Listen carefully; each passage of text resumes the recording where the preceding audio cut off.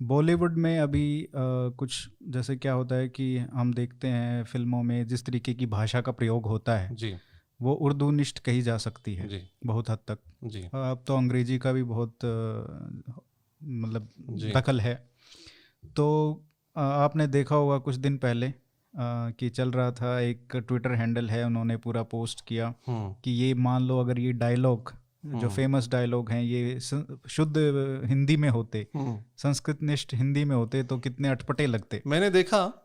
तो और इस पे आप थोड़ा अपना हाँ, वो बताइए कि क्या बहुत कैसे सोचते हैं। बहुत अच्छा किया आपने ये विषय उठाया। मैंने उस हैंडल को देखा। हम्म।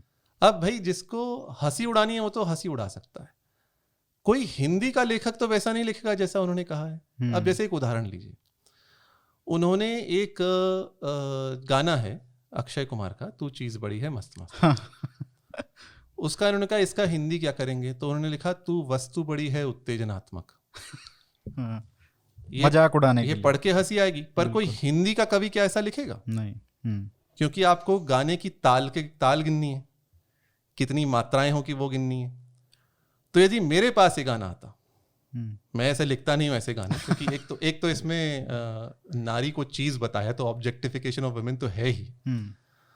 परंतु मान लीजिए कोई हिंदी का लेखक होता जो ऐसा लिखता, तो तू वस्तु बड़ी है उत्तेजनात्मक तो नहीं लिखता, क्योंकि हिंदी में वस्तु नहीं कहते नारी को। क्या लिखता? अब देखिए, इन्हीं मात्राओं में, तू नार बड़ी मादक मादक, एक चतुर नार करके श्रृंगार। नार हम्म। कहते हैं नारी को, हम्म। वो नारी के लिए गाना गा रहा है। बिल्कुल। और मस्त को हम मादक कह दिया, मादक शब्द है, हम्म। और ये आपकी मात्राओं में बैठ गया, समझ में आ जाएगा, है ना? अब उन्होंने कहा कितने आदमी थे ये, कितने व्यक्ति थे। हम्म। हम ऐसे तो हिंदी में नहीं बोलते, हम कहते हैं कितने लोग थे। हम्म। लोग शब्द है, आदमी औरत दोनों में इसमें आ जाते हैं, कितने लोग थे वहां पे। हम्म।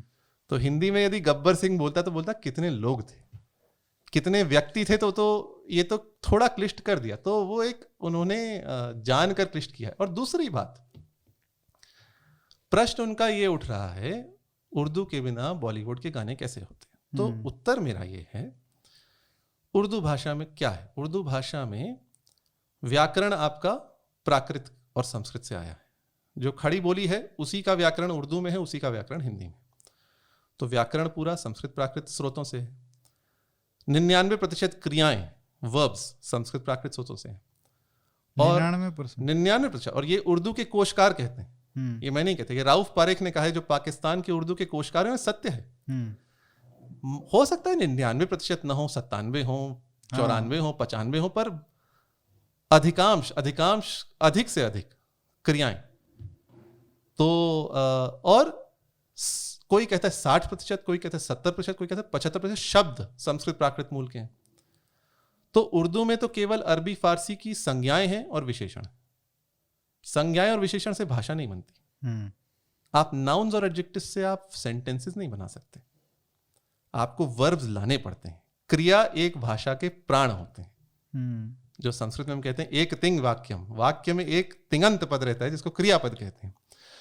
तो उर्दू शब्दों के, ऐसे मैं उर्दू शब्द तो नहीं बोलता हूं, मैं बोलता हूं अरबी फारसी शब्दों के बिना, क्योंकि उन्हीं से हिंदी में मिला के उर्दू के बहुत से शब्द हिंदी के भी शब्द हैं, है ना? प्रारंभ में तो दोनों एक ही भाषाएं थी, आज अलग अलग भाषाएं हैं, आज अलग अलग हैं। कोई लोग कहते हैं आज भी एक ही भाषा है, मैं कहता हूं एक ही भाषा एक समय थी, आज अलग अलग हैं, क्योंकि आज इतनी भिन्न हो गई हैं। आज आपके हिंदी उर्दू कोश आते हैं। एक ही भाषा होती तो हिंदी से उर्दू के कोश क्यों होते, उर्दू से हिंदी के कोश क्यों होते?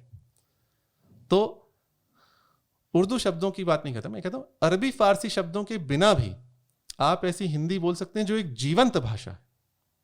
परंतु हिंदी शब्दों के बिना, अर्थात संस्कृत प्राकृत मूल शब्दों के बिना उर्दू भाषा ही नहीं। वह केवल अरबी और फारसी की संज्ञाओं और विशेषणों का एक, आप समझ सकते, समूह है। वो एक वायबल लैंग्वेज नहीं। तो इन गानों से आप हिंदी निकाल दीजिए तो क्या बचेगा? कुछ नहीं बचेगा। केवल आपके पास कुछ शब्द बचेंगे जिनसे कुछ आप भाव व्यक्त नहीं कर पाएंगे। तो मेरी उर्दू से कोई शत्रुता नहीं है, परंतु मैं ये कहना चाहता हूं, जो इतना आप इसको बढ़ा चढ़ा के यदि आप गुणगान करते हैं तो आपको धरती पर आना चाहिए। यदि आप ये समझते हैं उर्दू के बिना हिंदी का फिल्म उद्योग चल नहीं सकता, कुछ हो नहीं पाएगा, तो ऐसा नहीं है। उर्दू के बिना तो नहीं, अरबी फारसी शब्दों के बिना भी हिंदी चल सकती है, बहुत अच्छी चल सकती है। और दक्षिण भारत में ऐसी हिंदी लोगों को अच्छी लगती है। आप बाहुबली को देखिए, मुझे नहीं लगता कि उसमें कोई अरबी फारसी के शब्द थे, गानों में भी नहीं थे। बहुत से गाने आपको मिल जाते हैं, मेरे नैना सावन भादो फिर भी मेरा मन प्यासा, गोरी तेरा गांव बड़ा प्यारा मैं तो गया मारा, है ना, ऐसे अनेक गाने मिल जाएंगे आपको, है ना। ए भाई तो जरा देख के, जरा आपको एक शब्द मिल गया, आगे भी नहीं पीछे भी, दाएं भी नहीं बाएं भी, ऊपर भी नहीं नीचे भी, है ना। अब इसमें आपको देखेंगे तो, अब किसी ने कहा, कोई एक बहुत पहले कोई ट्वीट आया था, उसने कहा था इस गाने से आप उर्दू शब्द निकाल दें तो कैसा बन जाएगा। मैंने कहा आप जो बता रहे हैं 20 शब्दों में आपके 2 शब्द हैं जो अरबी फारसी के हैं, 18 शब्द तो आपके संस्कृत प्राकृत मूलक हैं। बिल्कुल। तो बहुत गाने हैं और बहुत धारावाहिक हुए हैं। आप देखिए, मैं चंद्र प्रकाश द्विवेदी जी को बहुत अच्छे से जानता हूँ, उनका बहुत अच्छा सम्मान करता हूँ। चाणक्य उनका धारावाहिक बहुत प्रसिद्ध था, आज भी बहुत प्रसिद्ध है, और उसकी जो हिंदी थी तो अद्भुत हिंदी थी, और उस हिंदी में उन्होंने धारावाहिक बनाया, चला। और जिस धारा प्रवाह तरीके से डायलॉग्स बोलते थे जी, मतलब मन मुग्ध कर देने वाले, मंत्र मुग्ध, आपका मन मुग्ध, मंत्र मुग्ध, जी जी, मन को मुग्ध करने वाला। हाँ, मन को, मैं अपनी हिंदी बना रहा हूँ यहाँ पे मन को मंत्र मुग्ध कर रहा मनहर जी, मनोहर मनहर। आप मनहर हिंदी है, मनोहर संस्कृत है। अब यही आप देखिए कितनी समानता है हमारे शब्दों में, है ना। बिल्कुल।